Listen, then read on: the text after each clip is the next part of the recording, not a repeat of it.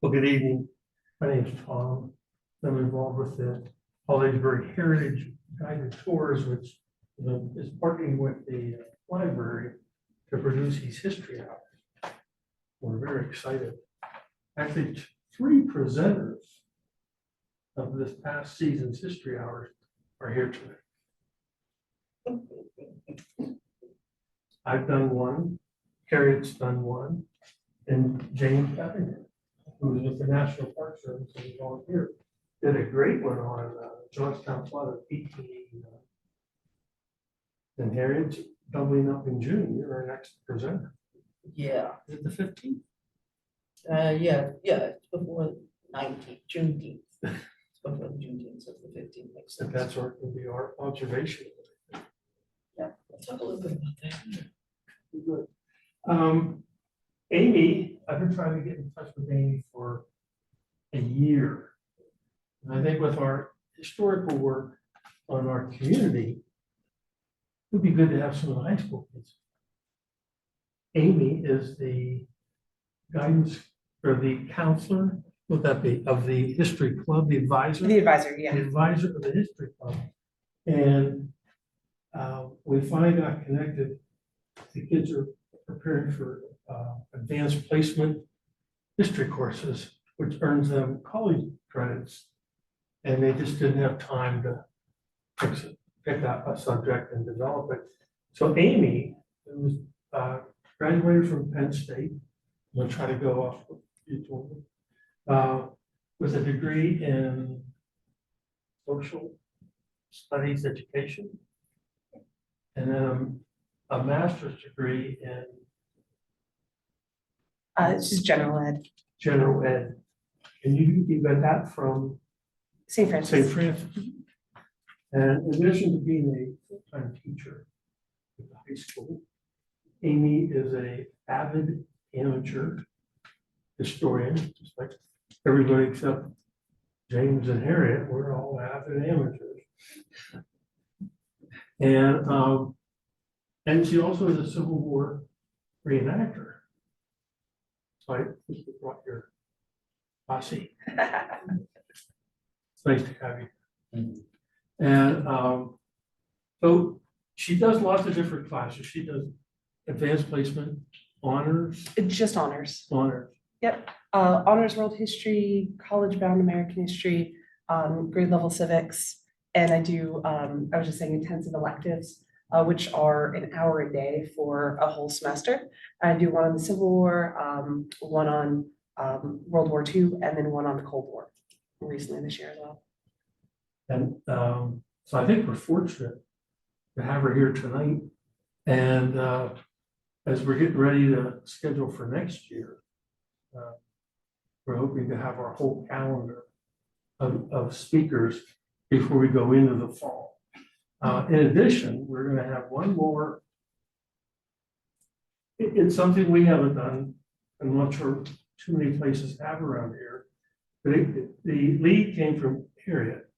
And we've been working with Professor John Baker of the Altoona campus. And starting in September, on the first Wednesday of each month, he's going to give 8 segments to a composite story on the development of society, I guess. It's going to be very, very interesting. And the way he's working it, each section would be independent. But if you can come to all of them, then it would be a complete comprehensive story. So, and then he'll do that from September through April. But it's not going to substitute our history hour. So we're going to continue to do that on the second Thursday, first Thursday. What's the day? First Wednesday. I had this week straight. Today's Thursday. First Thursday, right? Yes. So anyhow, Amy, thanks for being here. I'm sure. Look, we're all looking forward to hearing what you have to tell us about the flag. Excellent. Well, like I said, I'm gonna keep this very informal, so if you have questions, if there's something you want to know more about, just jump in, we can talk back and forth. But this really, my history with this flag was a little bit unexpected, unpredictable. As it turns out, Dr. Gilday realized we had the flag in the possession of the high school in around 2015. And because I was teaching the Civil War class at the time, he asked if I knew anything about it. I had never heard of it. And so I started doing research, and so did my students.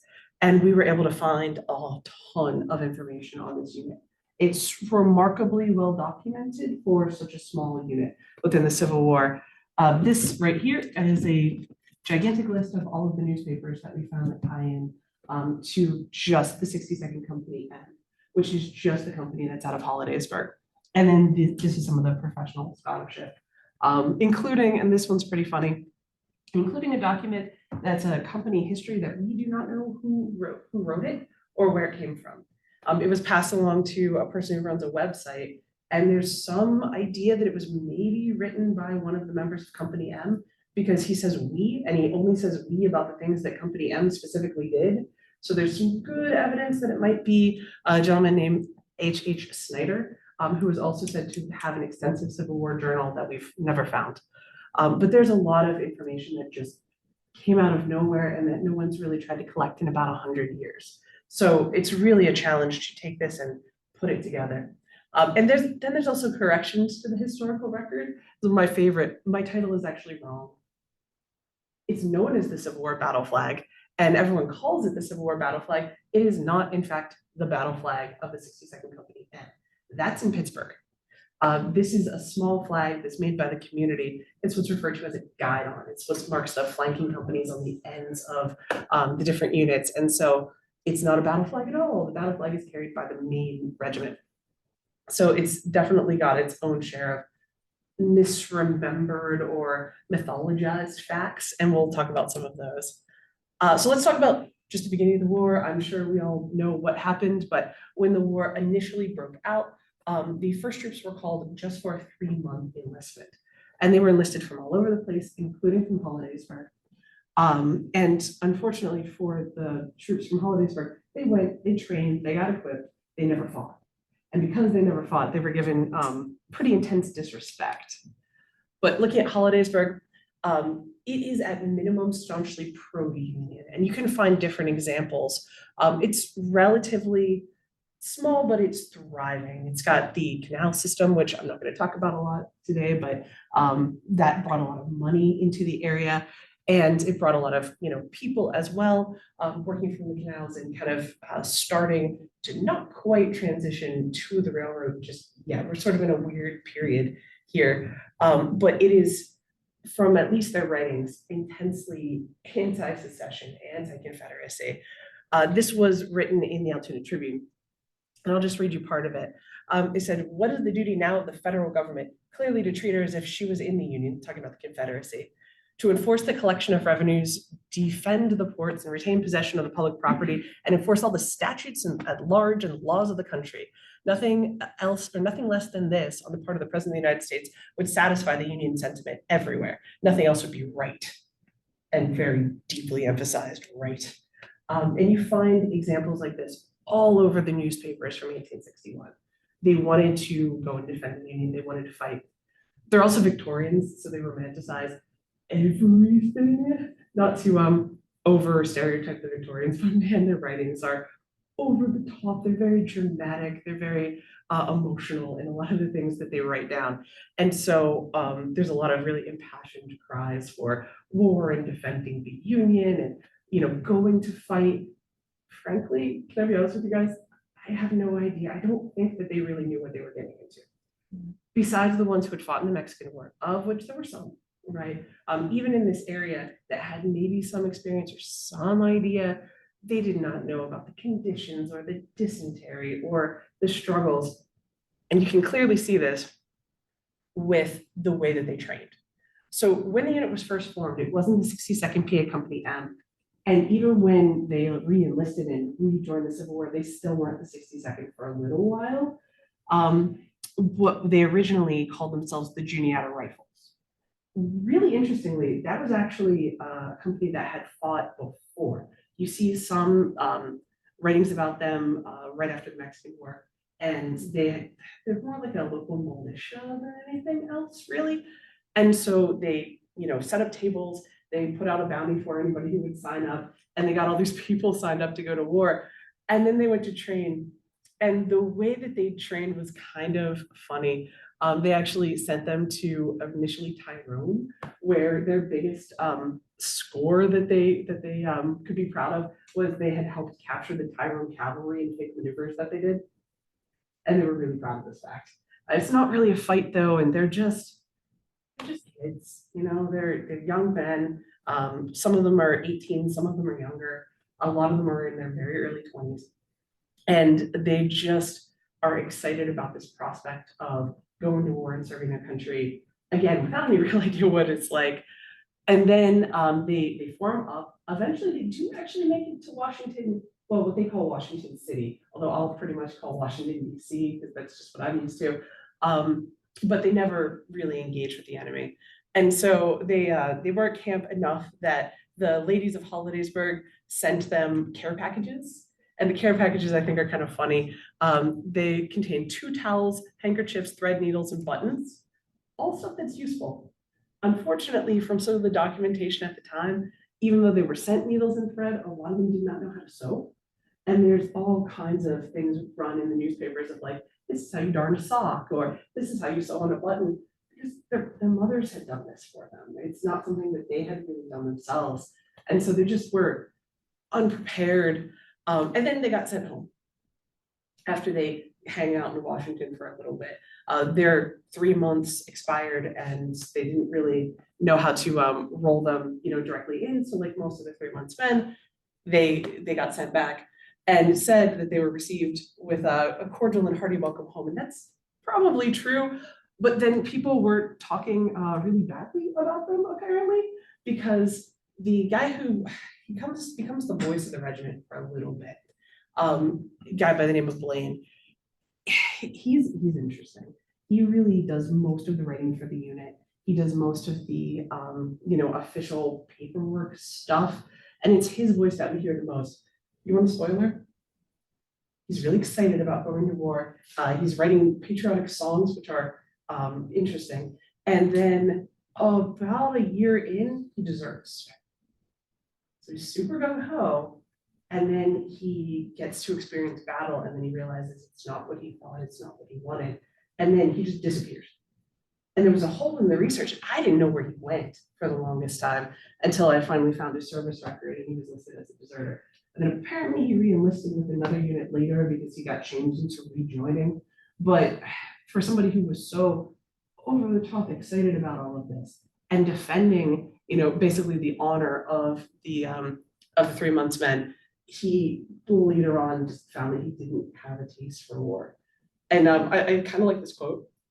And this is from an article that he wrote defending these men, because even though they were received home really well, then apparently people were calling them cowards, and he felt like he needed to defend them because they had never fought. And so he said, "Did those premature patriots but emulate the example thus shown them, instead of staying at home prating like old grannies about loyalty and patriotism, things they know nothing about, they would take their muskets in hand and endeavor to improve on the example already set before them." I mean, he was calling them out for making fun of these men. He goes on to say that a lot of them are choosing to re-enlist, which they did. This is kind of a funny uniform. Does anybody know this particular style of dress? It's sort of a Zouave, yeah. They were actually given eventually a marching contest, and this is the uniform that they were awarded. You can kind of see the impracticality, however, and they dropped it very quickly. But what's interesting is they dropped it, they sent them back. Eventually they got stored somewhere. And at the end of their term, when they disbanded the 62nd, a bunch of them re-enlisted with the 91st, and they actually were reissued those uniforms. So they were issued them, sent them back as impractical, and eventually their uniforms met them again at the end of the war, which I think is interesting. But they called themselves the Blair County Sharpshooters. And, it's one of those over the top Victorian names, but It's also trying to get people to enlist specifically with their group. And that's why they rename themselves, they rebuild themselves. And, there are a lot of 30 months men or 3 months men. So they kind of said, hey, we're well drilled. We know what we're doing. Please join us rather than somebody else. And they start to reform on May 9th of 1861. So pretty much right away, they really, rolled everybody into this particular company. This is from the rallying song of the Blair County Sharpshooters. It's one of Blaine's compositions. And it goes, as you can kind of see, on and on and on and on and on. But the general idea is, right here, then your names will shine in glory in the brightest page of fame and your deeds will live in story. It goes on. Bear in mind, he's going to desert in like 6 months. And I just think that's fascinating. It really shows that they didn't know. They didn't know what they were getting into. They didn't have any idea of what the true hardships were going to be. Amy. Yeah. The Luther's Hall, do you know if that's on Allegheny, what we would call now Allegheny Street? I actually don't know. That's an interesting question. What was your question? The hall. Yeah. Where, I'm just wondering, was that somewhere on the main drag? Allegheny? Yeah, I never actually located where it was. I know it doesn't, I believe it was torn down. I don't think it exists anymore. Does anybody who's more familiar with Hollidaysburg know where this would have been? That was kind of my assumption. It was listed as a meeting place and also listed as a place where they did hold a dance or two, so they must have had some open space. But where it was, I'm not sure. That's an excellent question, though. So the flag is then presented to the Union at a ball. We are told there is no documentation of this ball. So we have their stories. It's one of those, is it a mythology? Did it happen? Did something like it happen? We don't know. And we don't know who the women were either. Unfortunately, I have never found them. I did find a group that called themselves the Patriot Daughters, and they had formed in Altoona. So I don't know if perhaps it was the same organization or a different organization.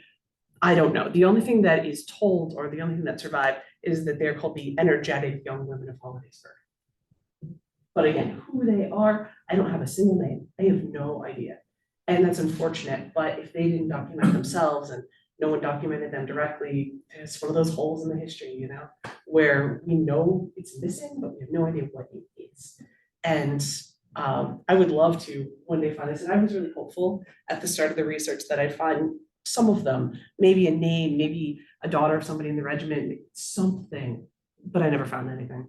I'm pretty sure it doesn't exist. I was presented at a ball, they said at Town Hall, and supposedly, and again, you have to keep in mind Victorians, and it's written down years and years and years later. The closest documentation that I can find is about 20 years after the war. So what they're remembering versus what actually happened, there's no way to tell.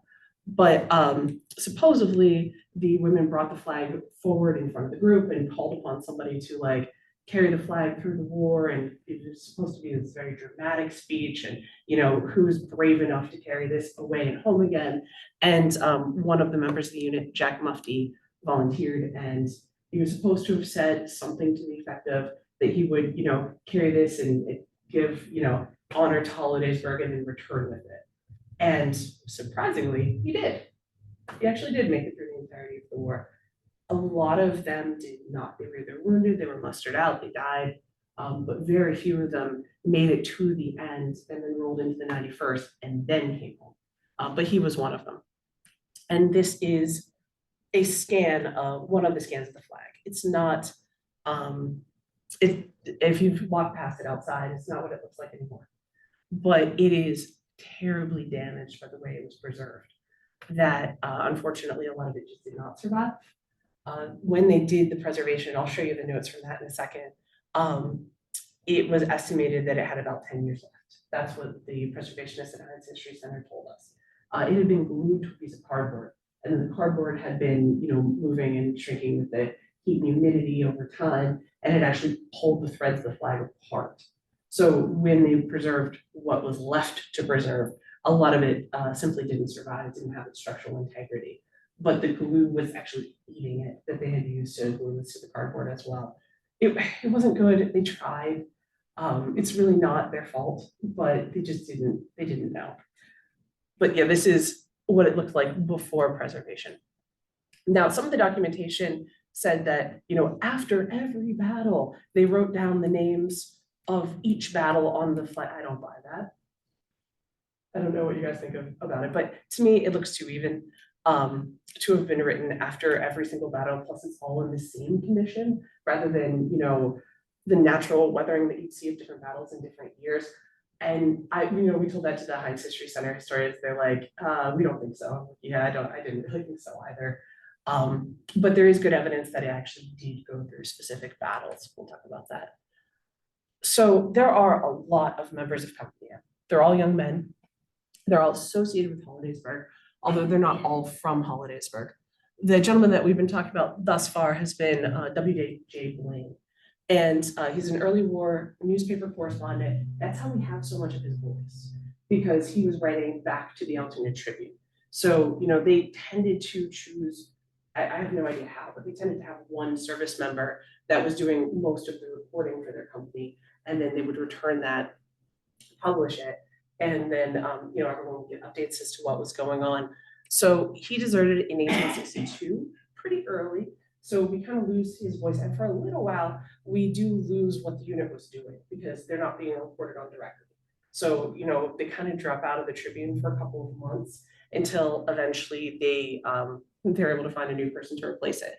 And eventually their correspondent is eventually First Sergeant John Garden. He's not First Sergeant yet. He's just a sergeant at this point. There's Jack Mufti, who carried the flag. Supposedly, he kept an extensive war journal. We have not found this. No idea where it might be, if it had ended up somewhere. I've turned over every stone I can think of. There's also supposedly an extensive war journal from another gentleman from the unit, H.H. Snyder. We also have not found that. But we do have an amazing amount of documentation that we were able to find. There's Michael Halloran, who's the one who actually moved the flag, decided where it was going to go. He's the one who had the flag put in the frame. Again, not his fault that they used glue that was damaging to the flag. There's absolutely no way for him to have known that. But he had enlisted as a drummer at, I believe, 15. And he's instrumental in setting what their legacy is going to be, mostly because he survived longer than everyone else because he was so young when he initially had enlisted. And then there's two voices here that you're going to hear a lot about. And that is the First Sergeant, R.N. Martin. He's not originally from Hollidaysburg. He ends up moving out of the area, but he did keep an extensive wartime account, especially about the wheat field and its aftermath. Now I say account, not journal, although it's often cited as a journal. And that's because he wrote this in the time period, but it's not his original journal. He is captured after the Battle of Gettysburg. And in being moved from prison camp to prison camp, he reports that his journal had been soaked through by rain and had been mostly ruined. And so he rewrote parts of the account and then sends it home to a family member. And we were actually able to get a hold of that account, and I'll be pulling some from it. And also tell you the story about how we got hold of it, which is a pretty amazing story. And then we'll also hear about Sergeant John Garden. He's very active in this area. He enlists in 61, he serves with a couple of different units, bounces around, and then ends up getting attached to the 62nd Company M. His journal is preserved actually in the Gilder Lehrman Institute, which is great because they sent me a high-res copy, and one of our teachers was actually able to use Photoshop to make it more legible because the ink had faded on the page, so it was yellow on yellow, was very hard to read. But the Photoshopped pages are much clearer. And he kept extensive accounts of Gettysburg in his journal. And he also sends accounts home to the Alternate Tribune. So we really have his voice twice, which is really neat. But what's cool, what's really awesome when we get to that particular battle is that we have accounts from both of these men. R.N. Martin is the First Sergeant. John Garden, I listed him as First Sergeant, that's his eventual rank, but in Gettysburg, he's just a sergeant. And he does not get captured. He goes home and he's able to write everything down, and we have his voice. He does get captured. And so we have the story, but it splits. One goes one direction, one goes the other. And we can tell you the story of the entire unit when normally we only have bits and pieces. So it's really neat and pretty unusual, I think. So their early actions, there's some kind of funny stories that didn't maybe necessarily go so well. This is one of the accounts that Blaine wrote home. And he said, I suppose you are aware that several of our troops were captured by the rebels a few days since while out foraging. The capture of men who are silly enough to leave their guns is not much to be regretted, and I think there are plenty of better men to take their places. Not going so well, right? They went through their training, it's relatively minimal. They still don't really know what they're doing. So apparently these guys decide they're gonna go out looking for food and they don't take any weapons with them, and they ran into the Confederates and the Confederates captured them. And it was published in newspapers, and apparently everyone was making fun of them. And Blaine is too. Now, on those early days, a lot of times they're paroled back and forth pretty quickly. So there's we don't know who they were or what happened to them, but very likely they got turned back over at some point. But then things get serious. They actually go into battle for real. And we see Gaines Mill in 1862, their Colonel Black is killed, shot through the head. And there's a lot written in the unit about his death that I did not include, but they're really distraught. He's a popular leader. Supposedly, and I've never found this, but supposedly a Confederate took a photograph of his body as it was kind of, laying on the field, and marked it as a brave soldier. That's what they titled it. And supposedly eventually it made its way back to his wife.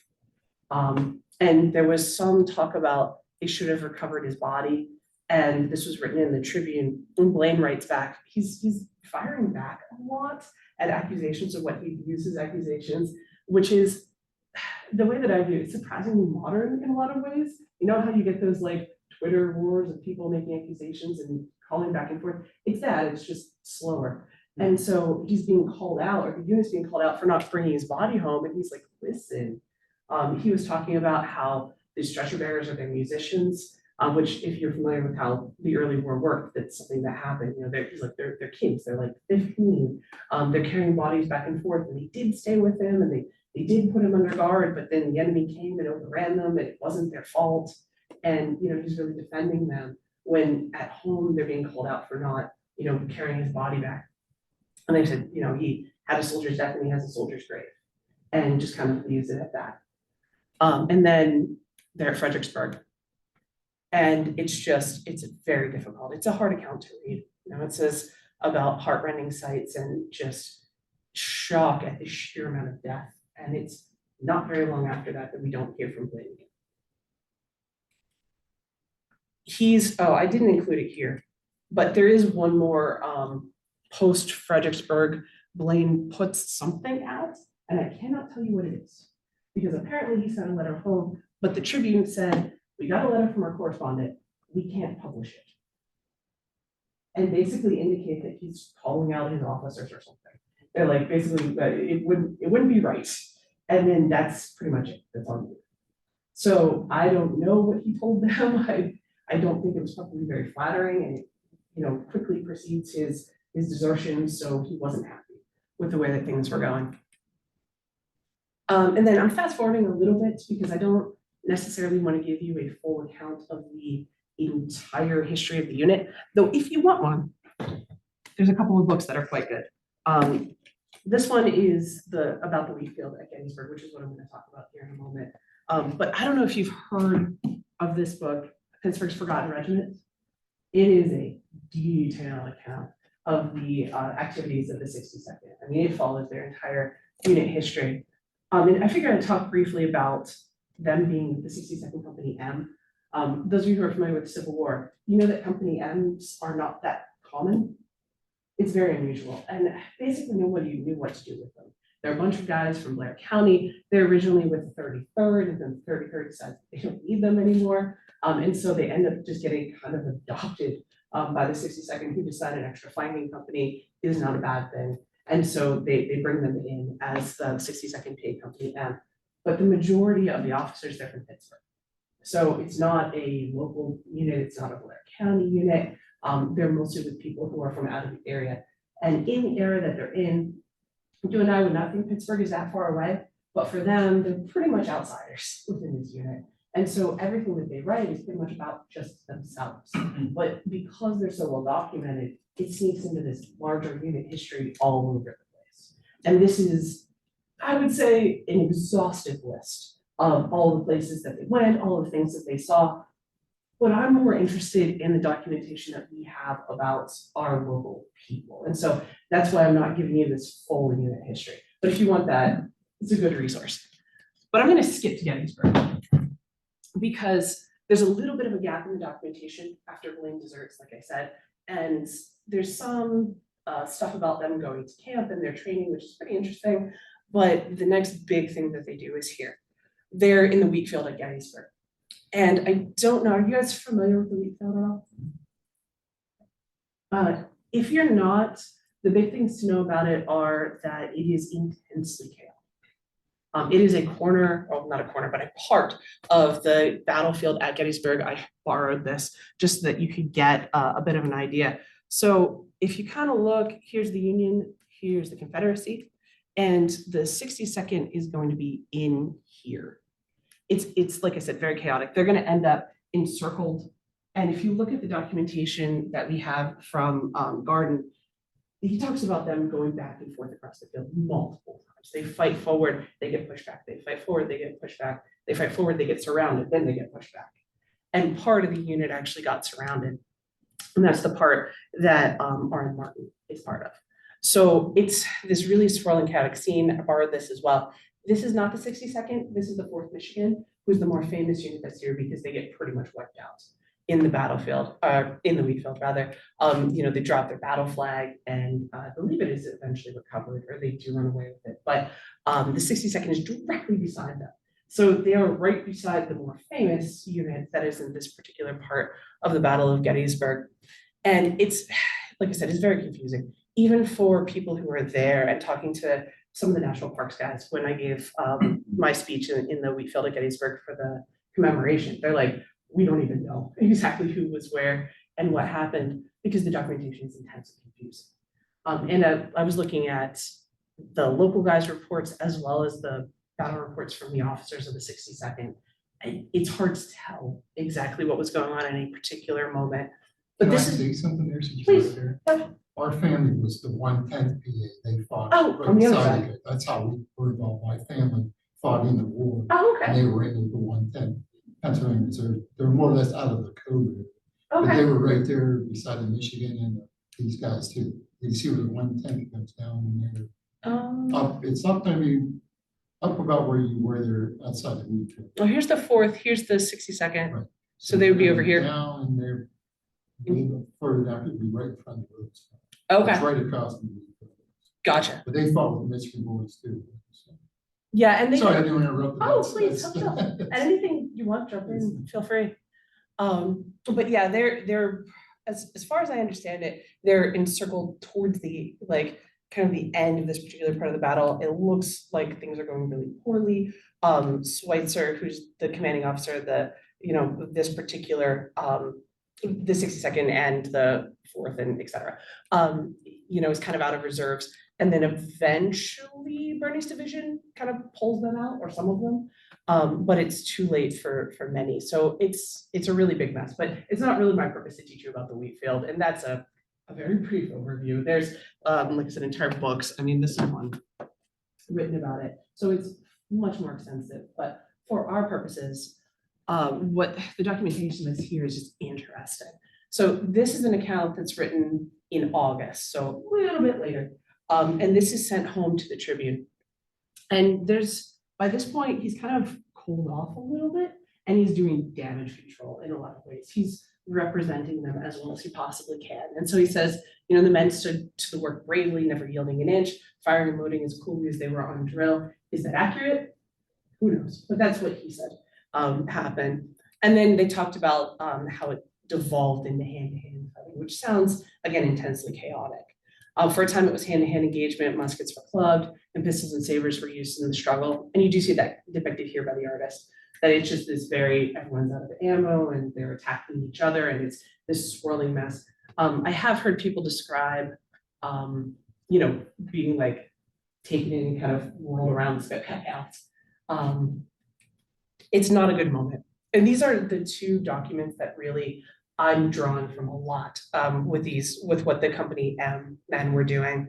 This one is really unusual. I've not seen too many documents exactly like this.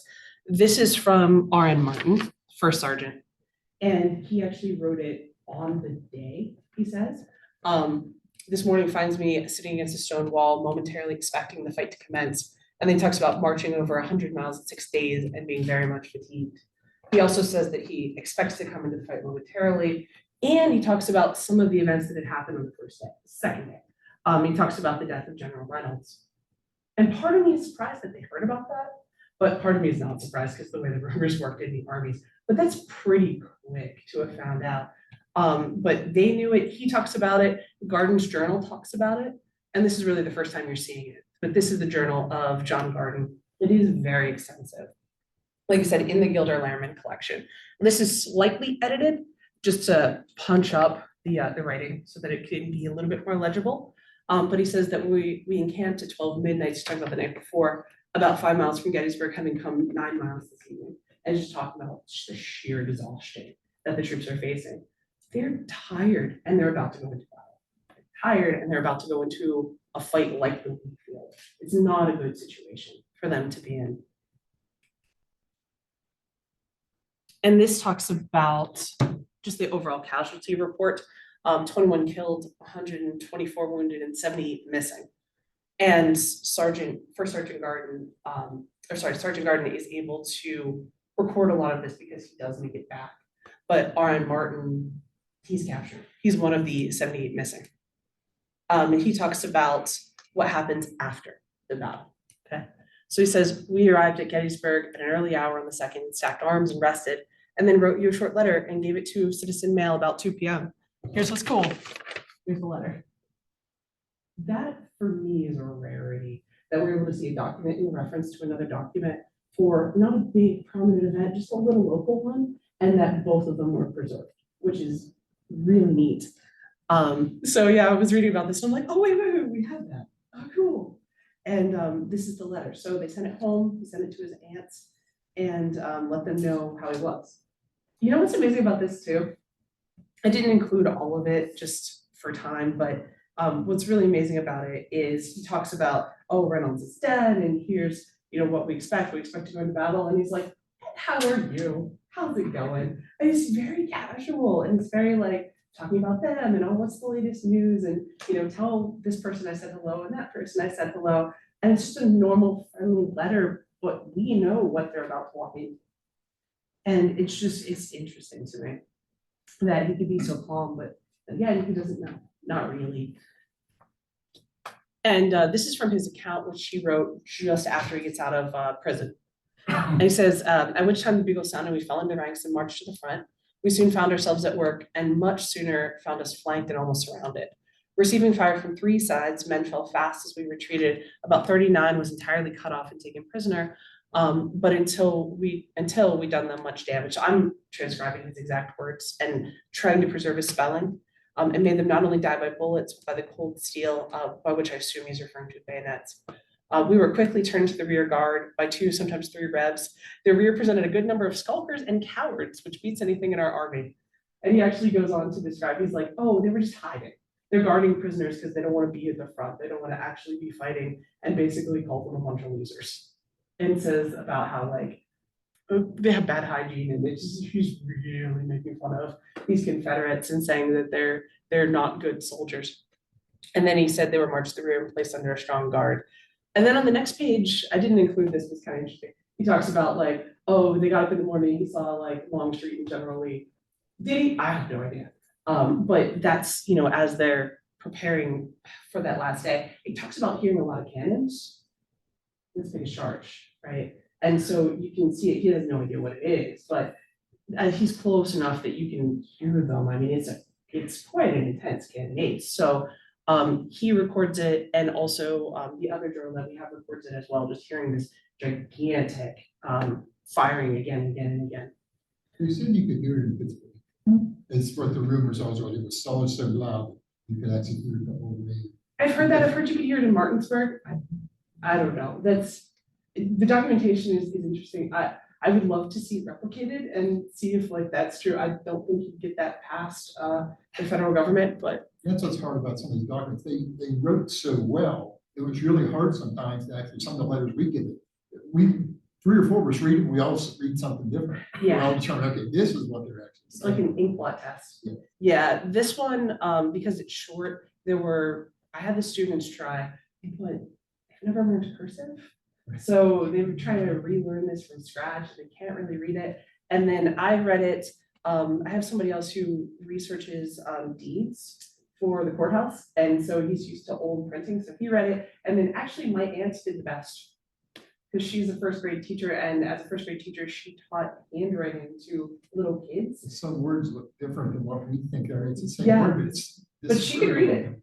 Yeah, she could read. I'm like, how can you read? She's like, well, I'm used to first grade handwriting, so I mean, you kind of get the shapes of it. It was just interesting. She did the best of any of us, and I've read a lot more documents than she has. It was magic. It was amazing.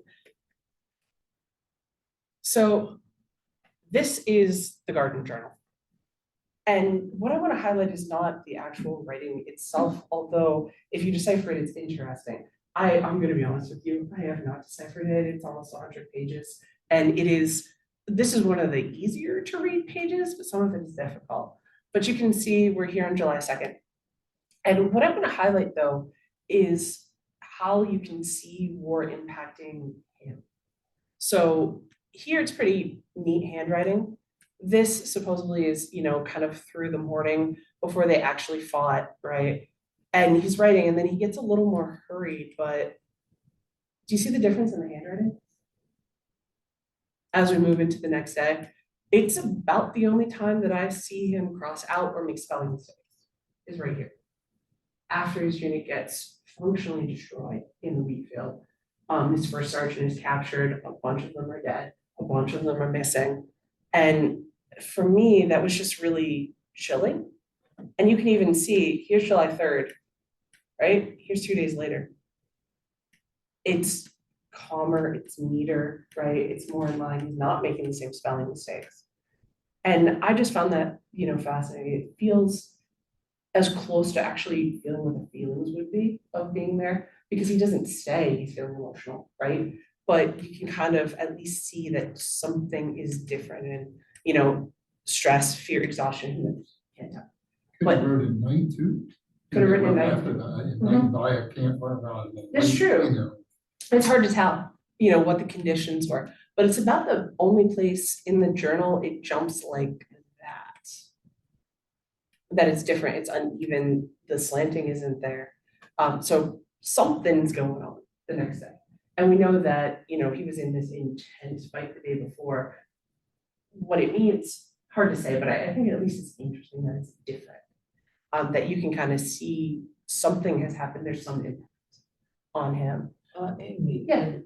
I was just thinking that, what kind of writing instrument are we talking about? This is ink, because where he writes in pencil, it actually looks quite a bit different. So the dabbing. Yeah, yeah. And you can kind of see kind of the strokes from it.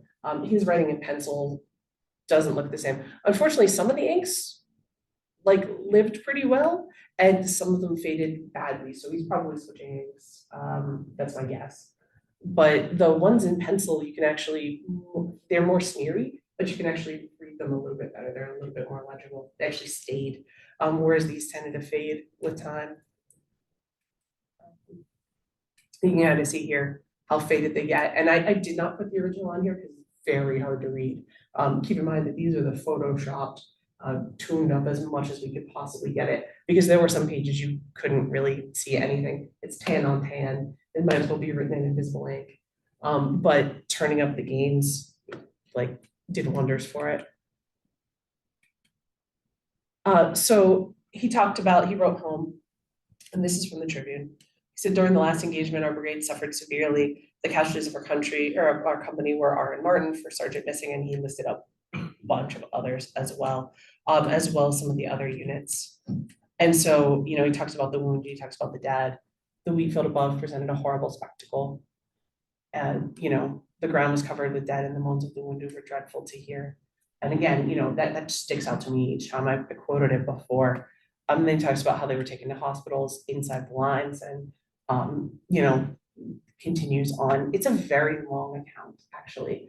It goes a whole column and then a whole second column, where he's describing this moment, the wheat field, the lead up to it. And it's published, like I said, a few weeks later. So he had some time to go through his journal to think about it. But there are some snippets of his journal that then show up in the Tribune account. So I think he was looking back at his original writings, or at least, using some of the same expressions. And then this is the Martin account, same unit, right? They go in two different directions. So he's captured, and he describes how difficult those conditions were. And I just pulled some, although a lot of it's really depressing. The guards used bayonets on me trying to get water or buy bread from the ladies of the town. Buy bread. The ladies in the town waved their handkerchiefs and said, basically, cheer up, boys. We would give you bread, but the cavalry in the South threatened to burn our houses if we do. The prisoners cheered loudly and sung patriotic songs. So they are sticking it to their captors as much as humanly possible. They are breaking the rules. He actually talks about, he snuck off to the side and snuck one of the ladies a letter to tell his family that he was still alive. That one didn't get preserved. We don't have that letter. But yeah, he could have been killed for that. But he was sort of just pushing the envelope, seeing what he could get away with. And then he talks about what they received for their daily ration: half pint of flour and fresh meat. Not good. And I think it's pint. It's a little hard to read. And he said he stayed up to cook it, but then didn't eat it. So he would have breakfast, but then he got up to eat the dough cake, and imagine the feeling of, whoa, when I found it was stolen during the night. So he started off hungry. Whoops. So, somebody had taken it at some point. And then he said he bought 2 pies for a quarter silver. People who know the Civil War, value of money. 2 pies for a quarter silver. Not a good deal, right? But they are paying these, inflated prices and, just going off of whatever money they happen to have. And he said, he saw men pay $5 for 2 pounds of bacon, $2 to $5 for bread. Civil War privates make $13 a month. So $5 for bread for one day's meal is not a good deal, but they're not feeding them. And frankly, there's plenty of reasons to, villainize what happens here, but the Confederate Army did not have it really either. So they're choosing to feed themselves, not their prisoners. And that just continues. I'm not going to read all of this word for word, but some of his accounts of the prison camp are kind of funny. So they got to the prison camp. The guards are saying, hey, we'll sell you stuff. Well, they only have the money that's on them. So they start to run out of money. And then he said, a Yankee is a Yankee any place, particularly when hungry and without money. So they started making fake money out of paper and ink and berries and whatever they could find. And since the Confederate officers would be removed or disciplined if they were caught selling stuff to the prisoners, they did all these exchanges at night. Well, it's dark. So it's so dark that they can't tell if the money's real or fake. And they have to wait till the morning. And in the morning, they realize the money's counterfeit. What are they going to do? Complain? Because it was illegal anyway. So they got food. But I kind of loved the way he describes it. He said that to look at them in the daylight, they were a rough sketch. The goddess of liberty looked as if she had not washed her face or dressed herself in a clean gown for a year. So they're faking the money, but it's not good fakes. And then he talks about, they were taken out in search. And later we find out what had happened. It's kind of interesting. Conditions at the camp suddenly get really worse in his account. And if you look up the particular camp that he's in, what happened was the guy who's later hanged for running Andersonville has taken over running this particular camp way before Andersonville. And so conditions get way worse. The food gets worse. There are a couple of random executions that make him very angry, but they really can't do anything about it. And he's just hoping. There's random searches, whatever money they find is taken. But they're trying to make money however they can. So some of the prisoners start to get paroled. They didn't. And then they're trying to make little trinkets out of bones from their meals and stuff so that they can sell them to the guards or sell them to whomever to make a little money. But he felt that if exposure didn't kill them, that they would be released someday. They're just hoping that they stay alive. They're underfed. And eventually he is paroled. I did not really include the end of his account, but not too long after he wrote this, they do kind of massive prisoner exchange. And so he's part of the group that gets exchanged. And he spends some time in a hospital because he's malnourished enough that it takes him a little while to recover and then eventually get back to his unit. And then the unit doesn't make it too much longer after Gettysburg. In 1864, pretty early too, it's disbanded. It doesn't really recover full strength from Gettysburg. They don't get enough people reassigned. And so eventually they just say, no, forget it. They have some enlistments expiring. And some of the men transfer into the 91st. They continue to serve with the 91st, and they really just fight off and on until eventually, after the surrender of Appomattox, they're returned home. And, they return to a lot of celebration. There's 82 men from Hollidaysburg that go to war, and only 25 come back. Yeah. A bunch are killed in battle. Some, it doesn't mean that they're all dead. Some have physical disabilities, but that's who made it, fully to the end of the war and served the entire time. I thought this was kind of cool from the Altoona Tribune as well. So that brings us to after the war. And, the war's over. They have to wrestle with their own legacy, and they don't really know how to best preserve their stories. And so, you start to see in the Tribune a death, and then another death, and then another death, and they're attending each other's funerals. They're, okay, this many people were pallbearers, and then it's fewer, and then it's fewer, and it's just time, By the time we get into the turn of the century, they're really trying to figure out how they're going to leave a legacy and what that's going to look like. And there's some remarks, they start to have, GR committees formed, Garden is part of that. So we do get to keep his voice for a little bit longer. And they talk about having, parties and parades and eventually start raising money for the monument in Gettysburg. And Garden's part of that committee too.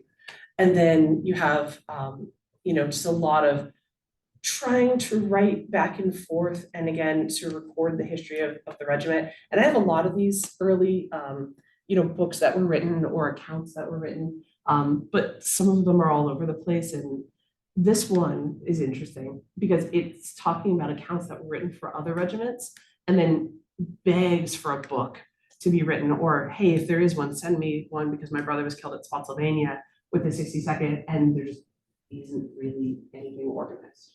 There's a couple of accounts that are part of like the history of Blair County, but there's no book. There's still no book on Company M.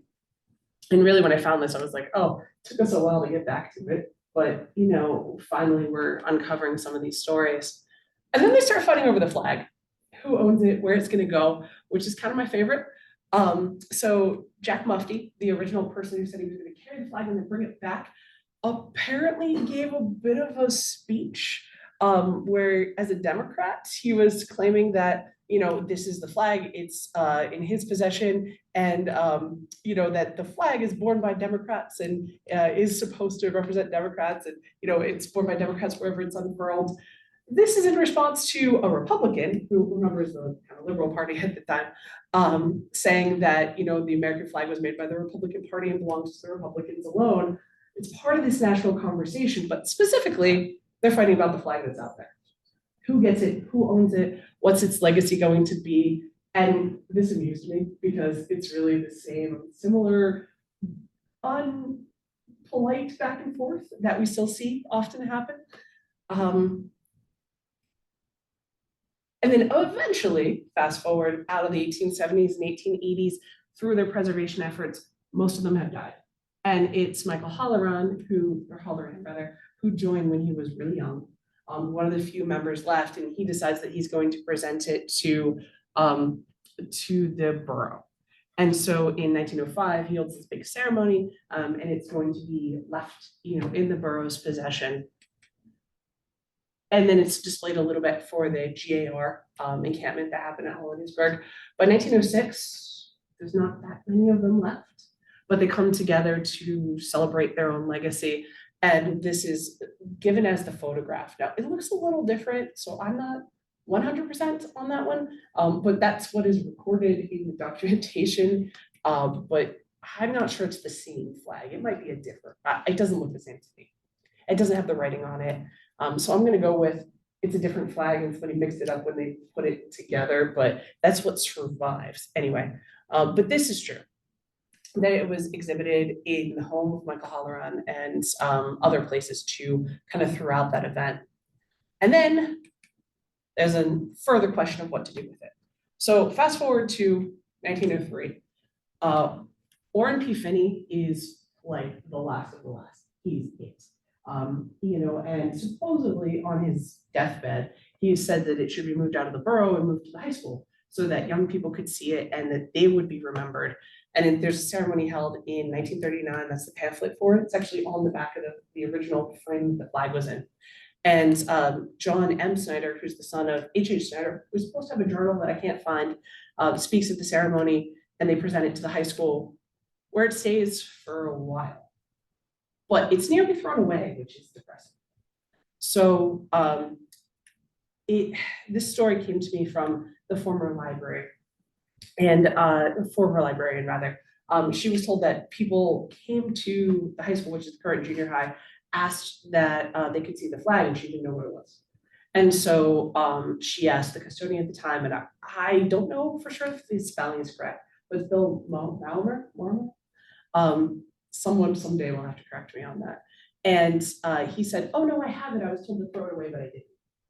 And so he brought it out, and she displayed it prominently. And then when the new high school was built, she actually brought it over with her. And that's some of the early documentation of it in that period. And it stayed there for a while. And then it was starting to fade. Eventually the school took it down, and it sat as safe until 2015. And in 2015, that's when we started the preservation efforts. We raised a bunch of money to have it preserved at the Heinz History Center, and a bunch of descendants from Michael Halloran were really instrumental in making this happen, including getting this all set up at the Heinz History Center. This is their high-res scan of it outside of its frame.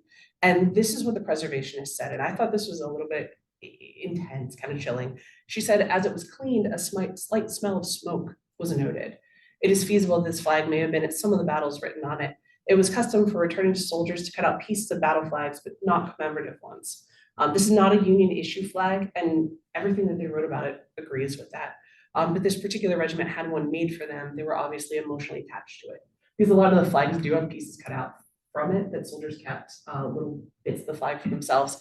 But this is what it looks like under the kind of silk sandwich that is holding it together. And this is, the super high res image that they were able to take, which was pretty neat. And you can see it's got all of these battles inscribed on it. Now, they said all of the tearing happened from, the wind as the battles are happening. Maybe, could be. Some of it could be damaged over time as well. And I don't think it was stored particularly well before it was put in the frame. And then the damage occurred from the frame as well. And then this is just some of the research. Actually, History Kids found this, which was really cool. My very first history club, which started in 2015, they were able to locate the journal in the Gilder Lehrman Institute. We spent a couple, many days at the library doing research. And then we found this one, which this is the R.N. Martin account that I keep quoting, and the letter that he wrote from Gettysburg. This is actually his uniform as well. And it was auctioned at Gettysburg in 2012. And I was like, oh no, I'm never going to see this thing again. And then I found another auction record from Heritage Auctions, which is out of California. And they had bundled the letters, which I was looking at, plus this, also marked inside with R.N. Martin. So, both with the same provenance. And they bundled them together and they auctioned them again together. And I was like, all right, Hail Mary pass. I'm going to call them and I'm going to ask if they could possibly get a copy for me from the buyer if, they wouldn't mind. And he was like, well, I'll ask him. It's like, okay, cool. Didn't hear anything for 5 months. And then I got a packet in the mail with those copies of the letter and this attached to it. And he said he had talked to the collector at of the Civil War Journal at a show. And the first thing he did was hand him 2 files of photocopies. He says, it's the journal that we spoke about. And he just wanted nothing for it. He wanted nothing for the copies and no credit for it. So I have no idea who he is. But he did say that he wanted to hear about it. David Card is the curator, and he was, really cool. He actually called me on a plane ride to Japan to go get artifacts, which I thought was pretty awesome. And he was able to interface with me with the collector that owns this. Who it is, I have no idea. Where it is, also no idea. He said he's a private collector and also has a museum somewhere. But he was kind enough to send the documentation at least. And this is just a little bit of our preservation efforts. The kids held a Civil War ball to kind of raise money and also just raise awareness. A couple of people in this room were there. It was a long time ago now. And then we actually took it back to Gettysburg with a military convoy on the anniversary of its being in the wheat field. And that's a little bit of the footage. I'm not on it. The camera died halfway through. I'm fine with this. But probably the most intimidating speaking experience of my life, being in the wheat field. And of course, National Park Service doesn't let you use microphones, so you're projecting as much as you can. And it was a really cool thing to bring it back to where it was next to the monument that they designed for it. So I wanted to see, we're kind of out of time, but I wanted to see if you had any quick questions.